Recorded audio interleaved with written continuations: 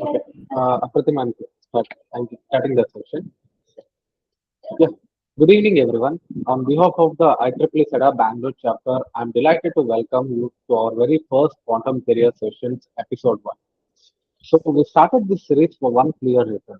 The industry is changing faster than ever, and we have felt it's time to move beyond the traditional career advice. But with the quantum careers, we want to create a space where we don't just talk about the technology we build, but also the mindset, strategy, and systems we need to build a lifelong career in this field. So today we are having incredibly fortunate. We have Mr. Narayan Prasad with us. With his experience across global technology giants and the startup ecosystem, he brings the perfect perspective to challenge the way we think about professional growth. So we are so glad you are here to be a part of this dialogue, sir.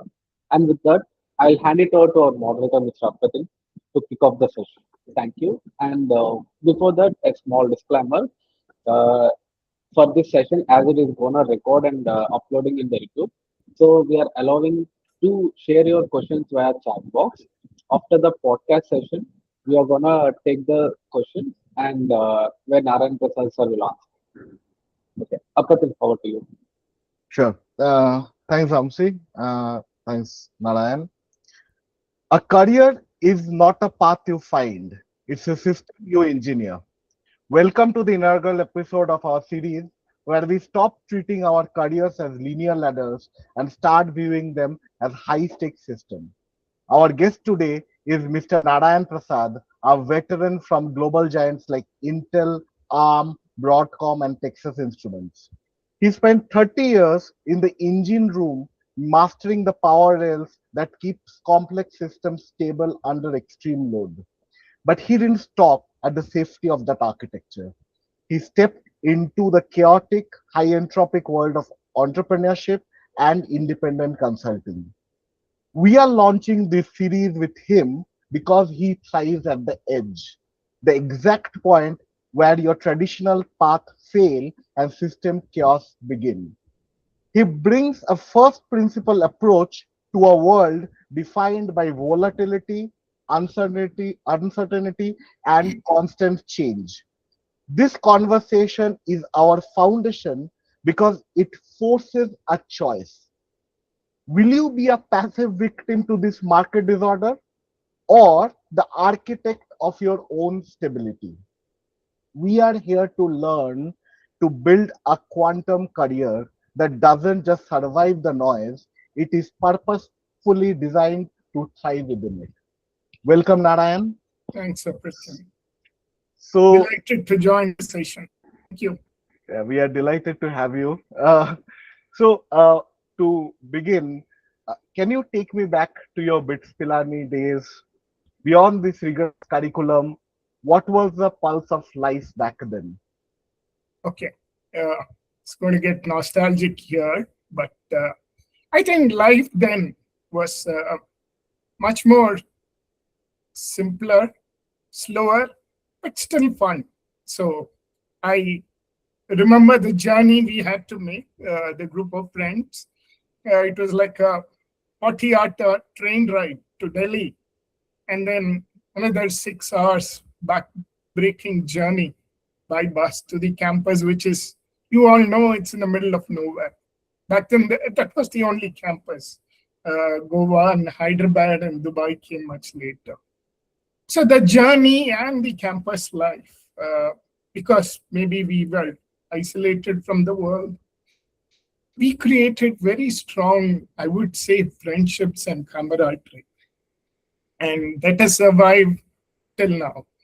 We still have our own WhatsApp groups, our group discussions, whatever lecture sessions. That's a lot of fun even today. And we can go back to 25, 30 years in an instance. So that's the kind of what we call as a safety net or a safe space for you to go talk, express your views, facing a problem. You talk to them and you don't have to be worried about any bias or fear of judgment. I think that's everybody, every one of us needs that. And I hope it's there with your friend circle from college. So I think that grounding or that foundation, that campus life was not just purely academic, but opened up a lot of other windows. It was a highly competitive atmosphere, but it was also supportive. It's like saying that the tennis players today, how between Federer, Nadal, and Djokovic, each are specialists in their own surfaces, but they keep lifting up each other in their game. And it's great to watch, right? So that's the kind of competitive, but at the same time, supporting role or options that were available for us. And then there were no distractions of gadgets or any digital devices. In fact, we got I think the first email ID only in our third year, an official email ID. So we studied when we studied, and we had to study hard. No choice about that. But then we would have enjoyed when we enjoyed, played when we played. So we used to be mindful even before the word mindfulness came into lexicon, right? So all of that, I think, sum total, the camaraderie, the friendship, the safe spaces, mindfulness, and then competitive but yet supportive. I think all of that has added to my experience in campus life. And like I said, makes me very, very nostalgic. So I would still say yes, which Pilani is like a oasis in the middle of a desert, both literally and metaphorically. I can completely sense that from your enthusiasm, and I think today also whenever I talk to any BITS Pilani alumni, even recent alumni, they talk about that, and that's make it alumni network like that, like a diamond. It's so connected and hard, right? So Same thing goes for you, your BIT alumni.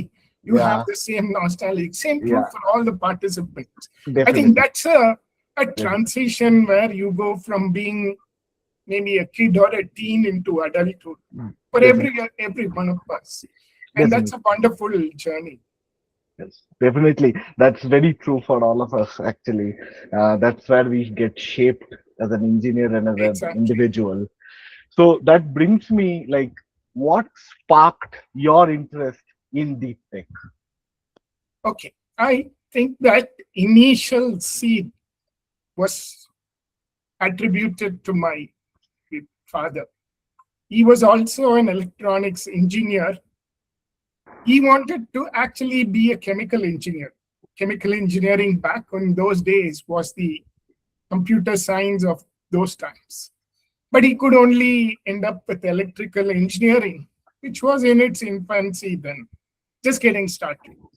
But he made the most of that opportunity and kind of rubbed up, I would say, rubbed on me.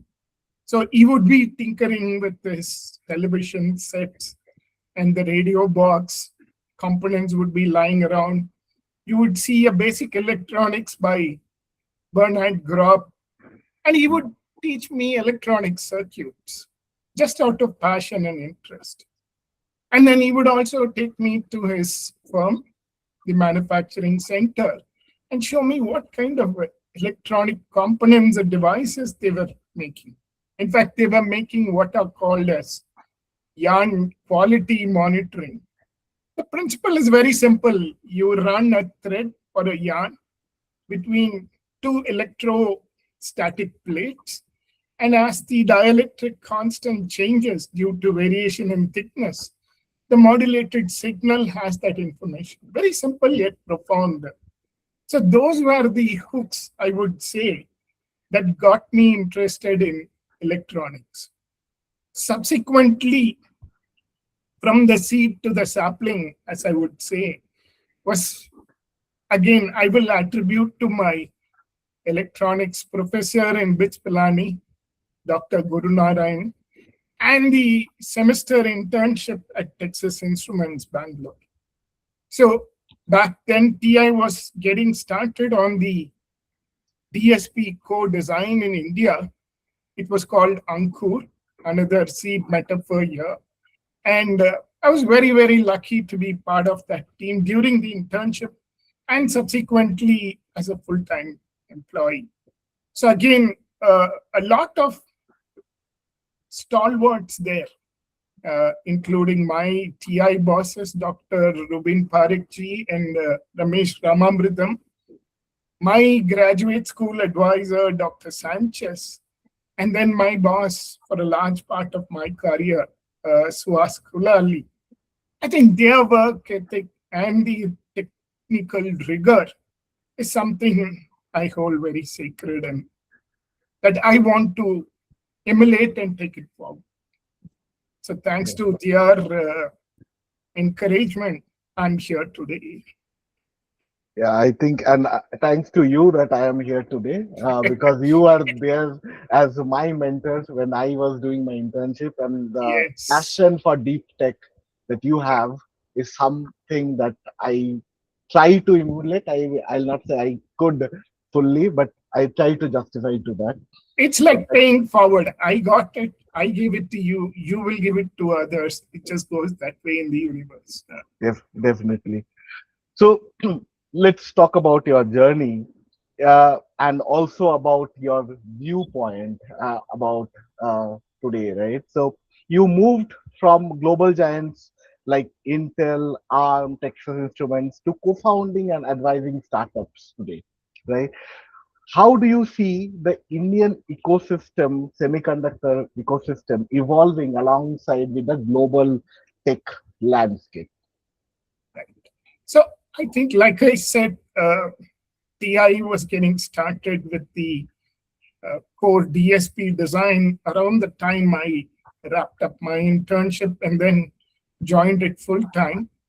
But TI as a company in India was existing even much before, 10, 15 years prior to it. And they were in a co-development mode with a parent organization back in Dallas.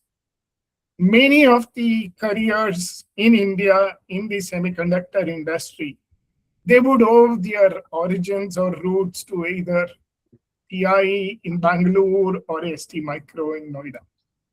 So TI, we would affectionately say it's not Texas Instruments, it is Training Institute, because a lot of people started their careers there, flourished, learned, and then went back to a lot of other organizations in Bangalore, Noida, elsewhere. Qualcomm, Broadcom, Intel, NXP. You can name a lot of them here. So that is how the design ecosystem has flourished even from the 80s and 90s. And it's a very robust system today. Statistics says that 20% of designers worldwide are in India, related to the semiconductor industry, which is a very good metric. So there is a lot of talent pool that is available. What we probably missed the bus in a decade or two ago was the manufacturing side of it, be it front end wafer manufacturing or back end packaging and test. That's something that we've woken up after the COVID pandemic and the auto semiconductor shortage. But it's a start. There's a very robust policy framework, a lot of subsidies from the government, and multiple players, including Tata's, Keynes, coming in and setting up these greenfield manufacturing plants. So we have the talent pool, we have the policy framework, we have a lot of early players coming into this. So what is needed potentially is more of private capital, people with deep pockets and infinite patience, and a product demand which is local to it. So I think we are in the right path today. We've gotten into the bus. We should find the right seat to become the driver over time. Yeah, definitely. We are in the right momentum, and we are going strong with this. So thank you for your perspective. Uh, so I just want to know, like, What triggered your shift from the safety of blue chip companies to this fast-paced world of startups? Okay. So I think it's a journey where the quest is to take more and more challenging work. To grow on the technology ladder is one. Also, over time comes in the business, operational, and economic aspects of it also. So that constant internal compass to look at a larger scope of work. Maybe you started out building IPs. Now, can I go to a more complex module? Can I own and deliver a subsystem? From that point on, can I be the chip lead, integrating both the analog, digital, and multiple subsystems and delivering the complete silicon? From from chips to systems, and then potentially hardware and software. Not reached there, but that has been the internal compass which has been driving me to search. It so happens that this journey has taken me through blue chip companies with the wealth of experience, and then startups where I could push myself further beyond my comfort zone, apply the first principles learned from these blue chip companies, and then over time deploy this knowledge base over a wider startup ecosystem.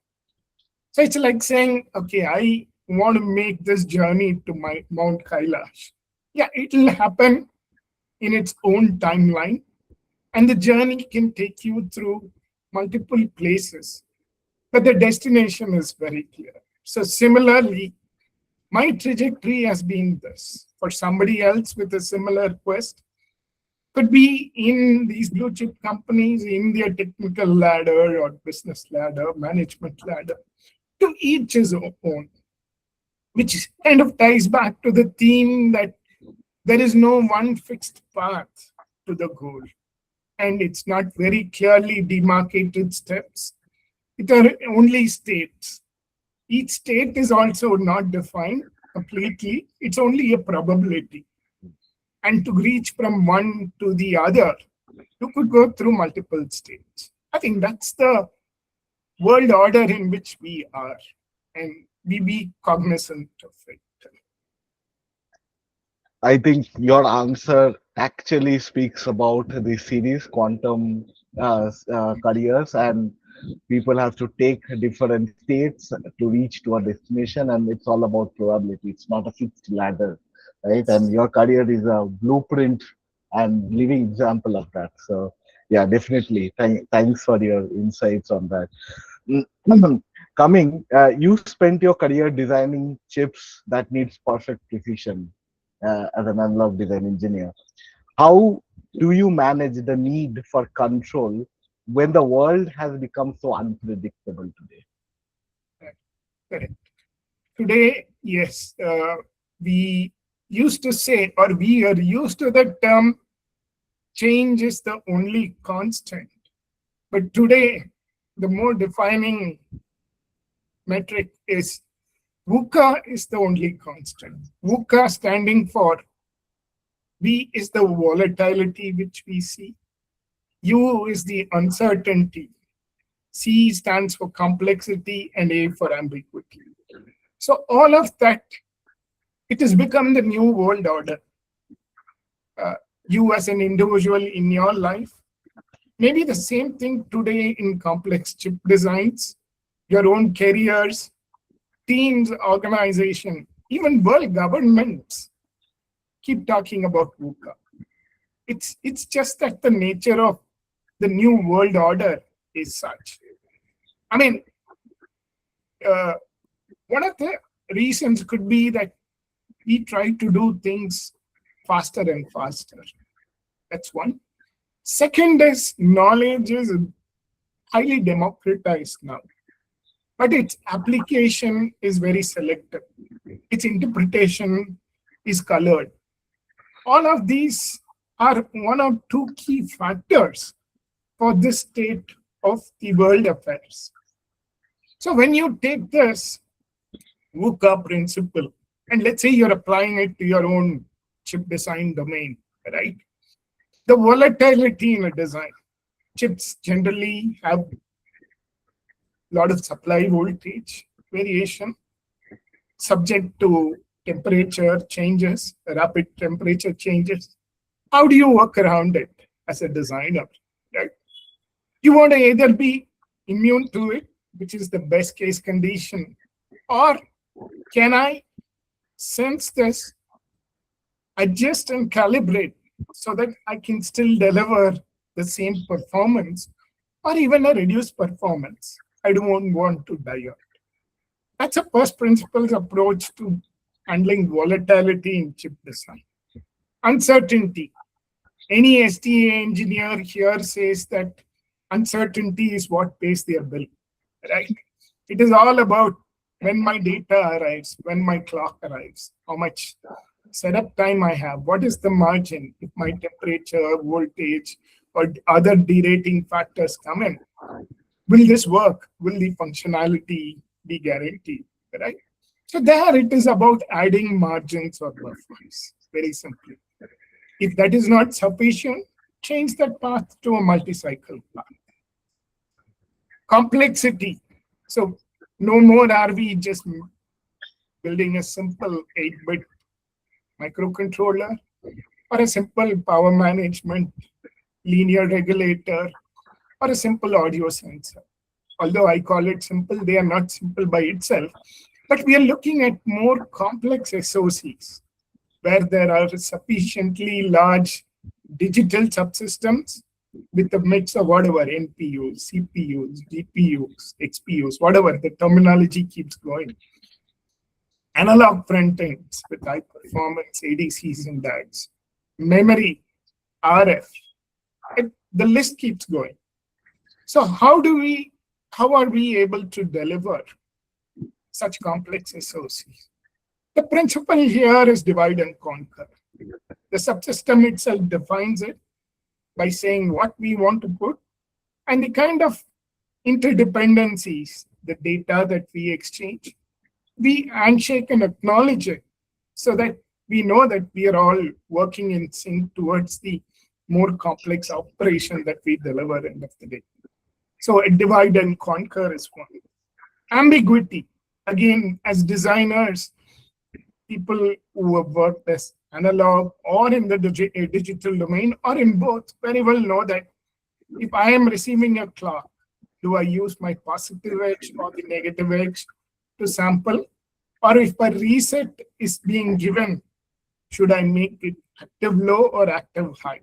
So that kind of typically an analog designer or a digital designer by themselves, given the spec, given the microarchitecture, they go do a thorough job of their respective subsystems.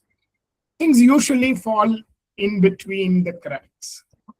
These are usual pitfalls that happen. Anybody can relate to it. The way to handle this ambiguity is by documenting, by clarifying, by working collaboratively and reviewing. So that's a VUCA principle when applied to the chip design. And you can use the same technique and apply it to your careers also. So where is the vulnerability and uncertainty coming from? Maybe the domain you're working, the design or the chip you're doing, can it go out of fashion? Or with artificial intelligence-based tools, would the work that I'm doing, maybe a verification or a layout, would it still be relevant? So with awareness, then once you are aware, you can think through, okay, let me upskill, let me reskill myself, let me make myself immune to changes.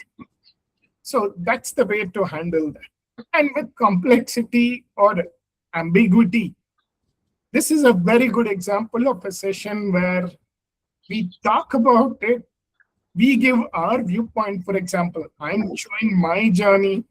You tomorrow can tell you how you have evolved in the technical career. Discussing and clarifying this is the way to resolve complexity and ambiguity. And this session is definitely helping it, I suppose. Also, it's so when we talk of vulnerability, uncertainty, to some extent, it's good to be a little hesitant. I would say even afraid, because then generally that keeps you on the toes. You're alert and you plan for it. Complacency is the path to redundancy. So as long as we are aware and we have that innate drive to change or modify or adjust, that is what is the pushing factor. Beyond a certain point, if it's a constant pressure in terms of stress that affects your mental and physical health, it's how you want to handle it. Can I see this through, or do I want to sidestep it, or I don't want to play a role at all? Is your call. Is your call, and you should be able to make the call yourself. Yeah, I think definitely what you have told, complacency brings redundancy, and we need to be on our toes without burning out Yes. ourselves. And yeah, that's definitely true for the engineering as well as for life, for your career, and the same first principles apply in all the spheres of life. Many times you have to run like in a treadmill just to stay in the same place, right? True, You're not even moving forward. That's the very, very, very true. Uh, do you stress test your personal decision the same way you used to test your chip? definitely. I'm very hard on myself. People who know me can vouch for it, including you. But I think when it comes to certain critical decisions, yes, I do get a lot of go through a lot of churn thought process, typical for anybody. But the way I solve it is, yeah, I talk to my family, bounce off these ideas with my close friends, industry peers, take their feedback, and then for me, the litmus test is one: would I regret not doing it? Second is, what are the learnings that can come from it? Once this passes the screen test, and I'm convinced it is worth doing, then I take the decision and execute it like a maniac. So I think that tipping point happens in its own time frame, but I don't go back and regret saying whether I should have stuck to my original roles and career path, should have made the change. I think that decision has come with a certain data point at a certain time and a certain environment. And that's the best decision I have arrived in that context. So I don't go back and regret it. It's the way to see how to move forward. And once you go into this regret and look back, it's a very slippery slope. And getting out of it and moving forward becomes very difficult. So, yeah, you worry about it. Yeah, you feel sad, you sulk, but then you learn, get up, and move forward. I think that's the resilience part.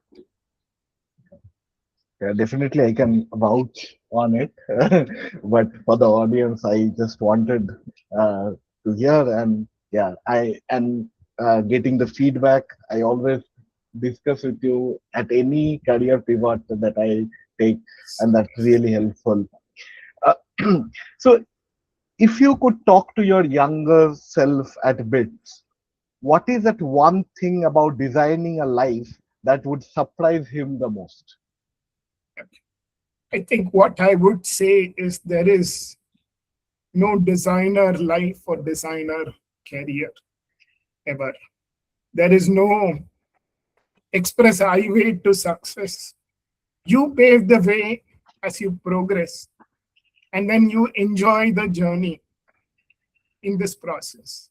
I think that's the key message. There are other messages also which I would like to add. Definitely no regrets.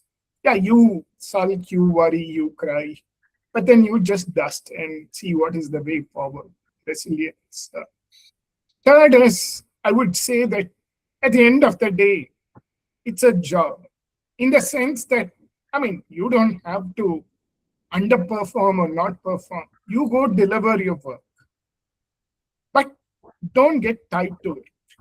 Don't get married to it, right? So people end of their careers, nobody regretted saying, okay, what if I had worked weekends, holidays, extra hours? Right? What they really regretted was not having time for family, friends, hobbies, travel. Right? So it's about striking a balance. So I'm not saying throw away your job, throw away your careers.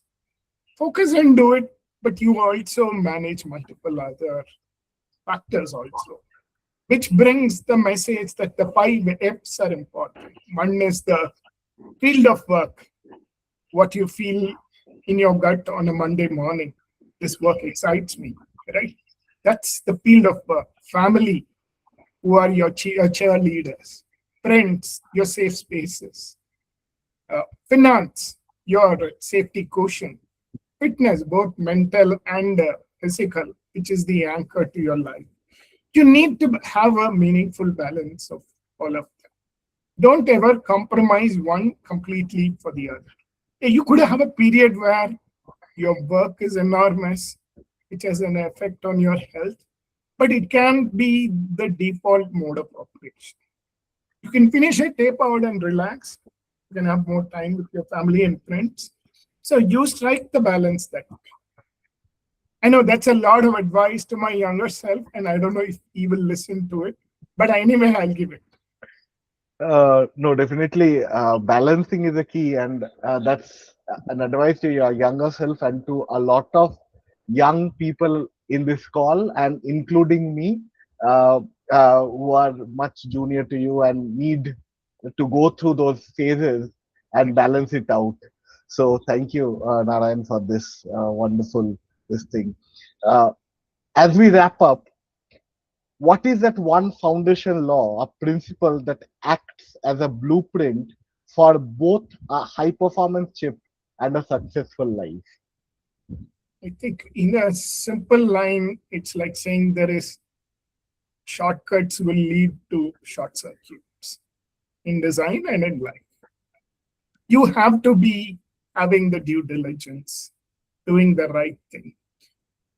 Doing the right thing, irrespective of the time pressure or what other people tell. That's integrity. And that's a given. And the last thing is to tell that, hey, I don't understand and I need help. That's humility.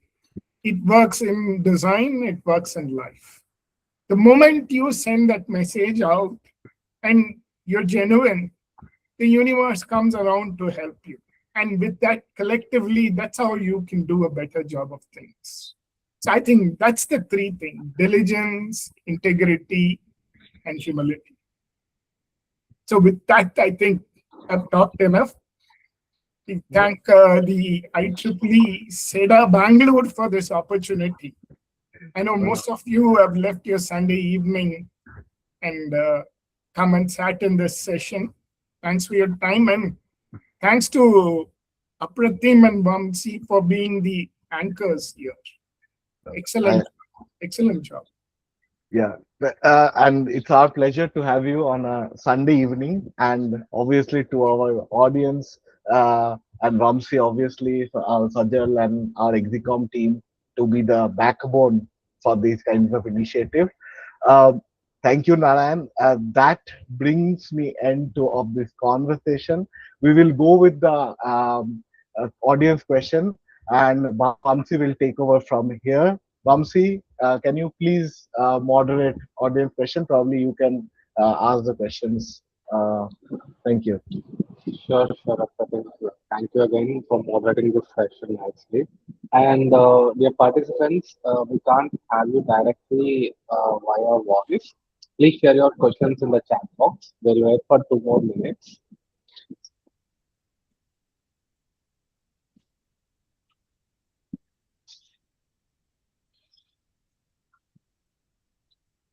So while we wait for it, any other questions or thoughts from Apratim and Vamsi?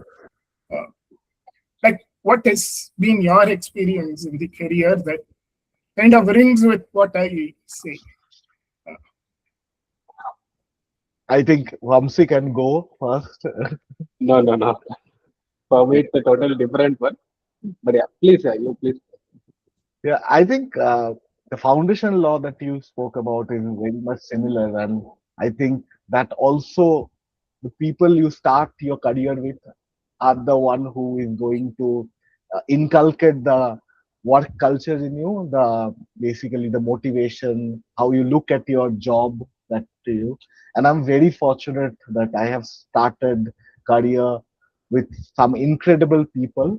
Uh, just not that technically excellent, that's obviously given, but also the people who have shaped me how to look at my job, and you are definitely one of them. And I think even today, like when I go back to see something where I go into a crossroad, right?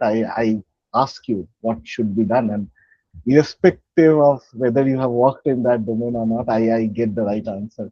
So I think that's kind of having the right people around you, and to be connected with the right people is something very interesting. I think Sajal is one of the great example. Sajal is connected to me from the practice data today.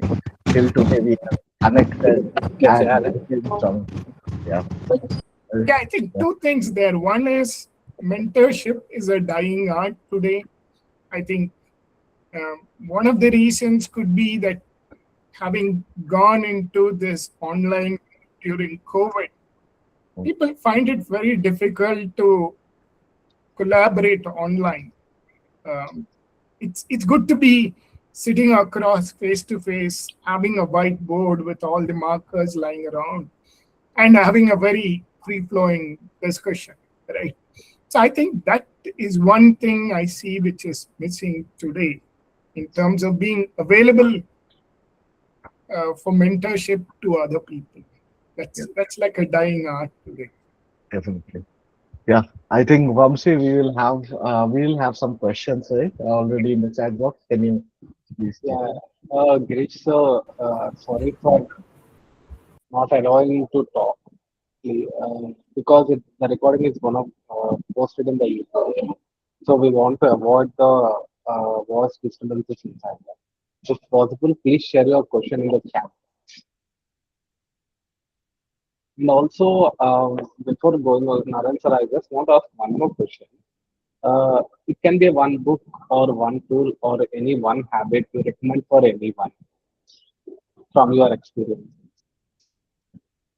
A book or a tool or a Anything. Yeah.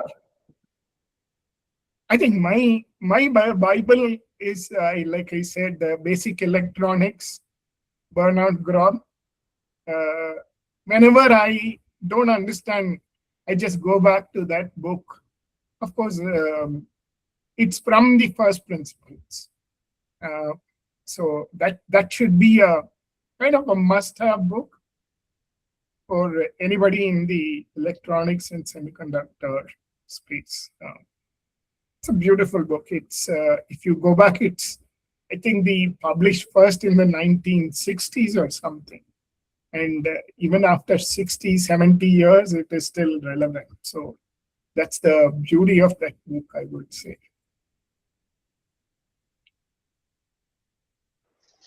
Yeah, thank you, sir. And any thing you want to share up for the Zen base? I think I wouldn't say I've already advised my younger self. Maybe the same also applies to all of you. See what is relevant and you can take with it. My okay guideline is go ask people, seek mentors, right? I know it's a little difficult to tell it so easily, and also even more difficult to find. But it's like how when you want certain spiritual knowledge, you move the earth and try to find that right teacher, right? You want the guidance. So I think go find that mentor, because she can help you look at things a little more objectively also. Like what Apritin said, um, I don't know the answers, but he comes and asks me. And because he is in the midst of a certain key decision making with its own constraints, he's not probably able to see it very objectively. Whereas me, removed from all that constraint, can give him that advice, which probably clarifies and helps him a lot. So that's one thing that always helps people, is to have that mentor, maybe for the technical side of things, or any of the life scenarios also, situations that you face in organizations. You need that mentors. Go seek those mentors. Thank you, sir. And we have few questions in the chat box. The first question is from Mr. Girish.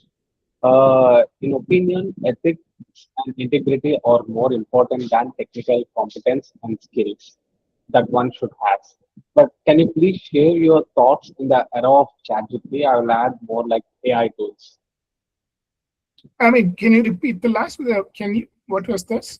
Can you please share your thoughts in the era of the ChatGPT? What in the era of ChatGPT? Yeah, I mean, in his opinion, like ethics and integrity are more important than technical competence, than skills that one should have. So, what can you please share your thoughts in this era of ChatGPT or other AI tools like Claude or Gemini?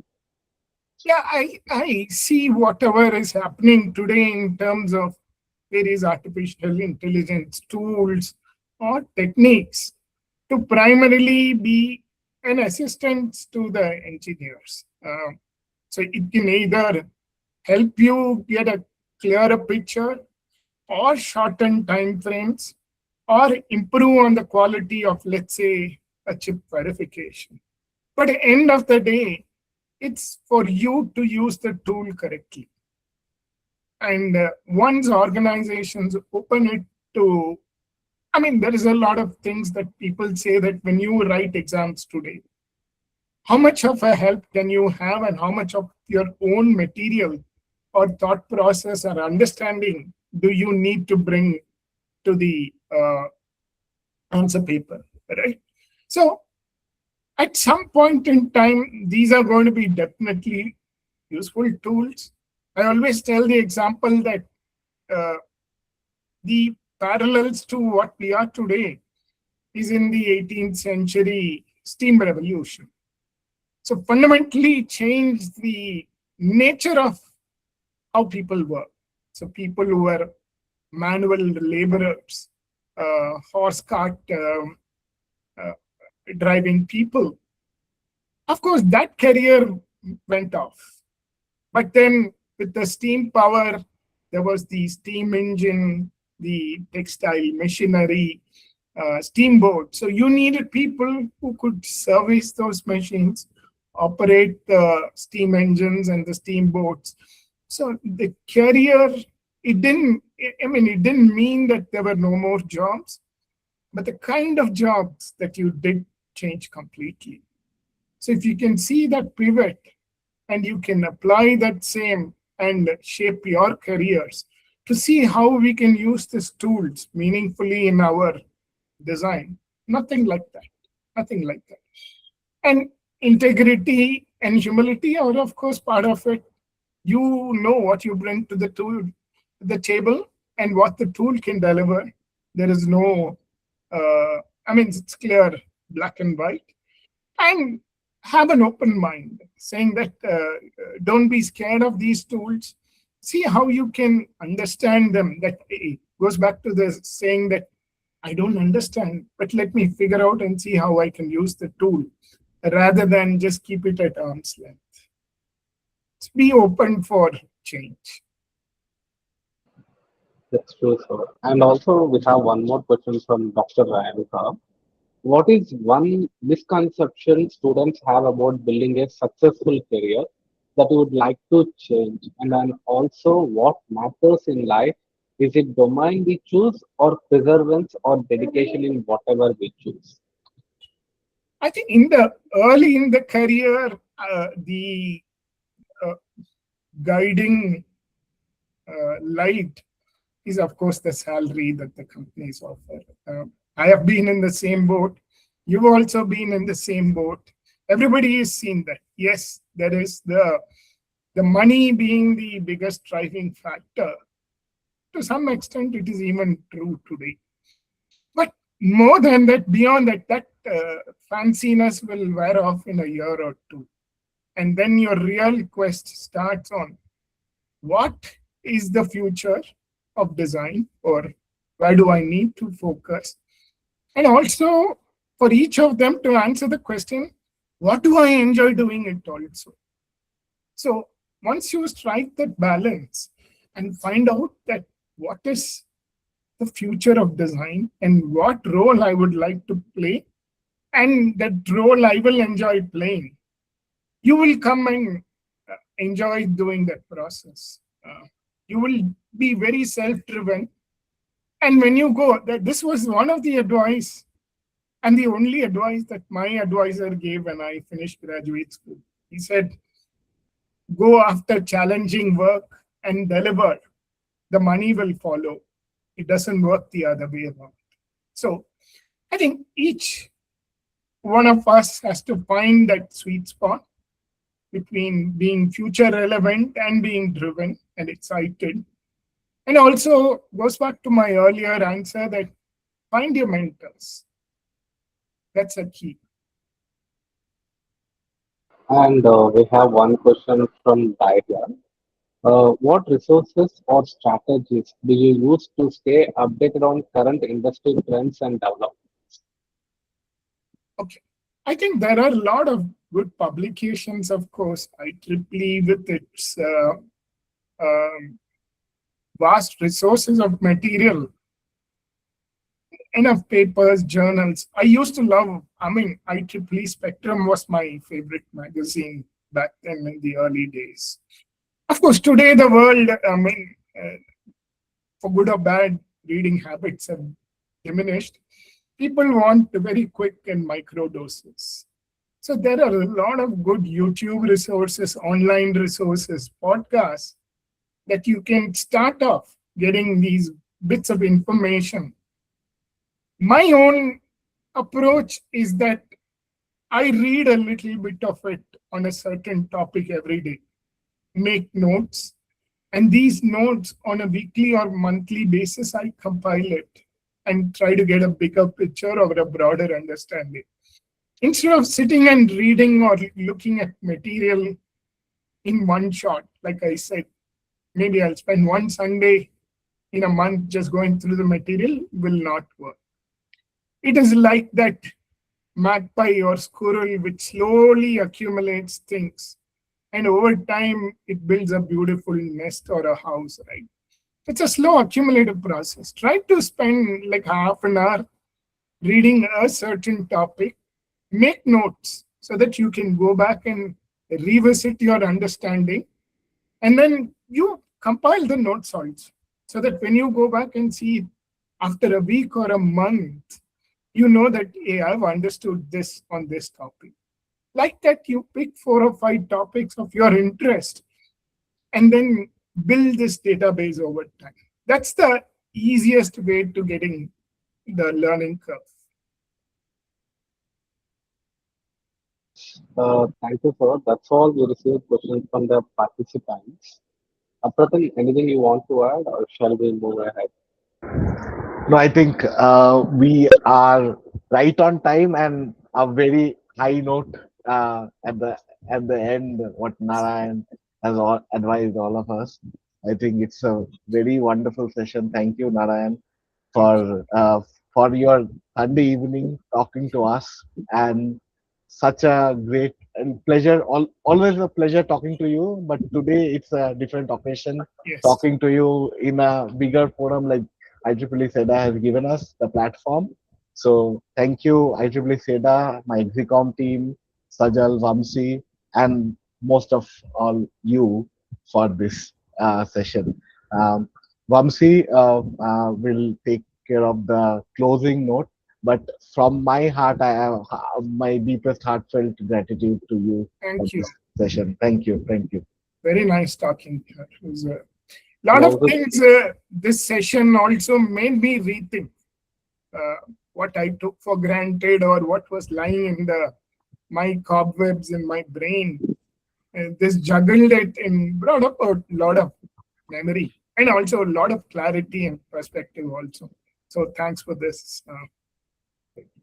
And also, sir, that's a wonderful, insightful question I would like to say. And on behalf of IEEE CEDA Bangalore Chapter, as a small token of appreciation for your time and inspiring our whole community and CEDA Bangalore Chapter, we would like to present you a small virtual memento from our side. Thank you. Thank you very much. Means a lot. And thank you once again, sir. And to everyone who joined us today, Yeah, yeah. thank you for you being a part Okay. of this dialogue, that too on a Sunday. So this is just a beginning. Stay tuned for the next edition of Quantum Careers. Apratim will be back with the episode 2. And have a great evening. Before that, Yes. I would like to request all of you to switch on the cams so that I can take a good group photo.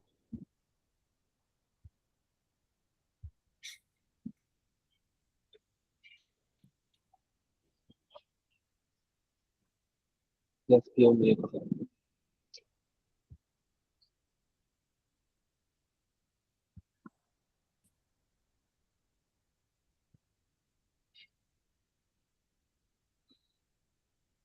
I request everyone to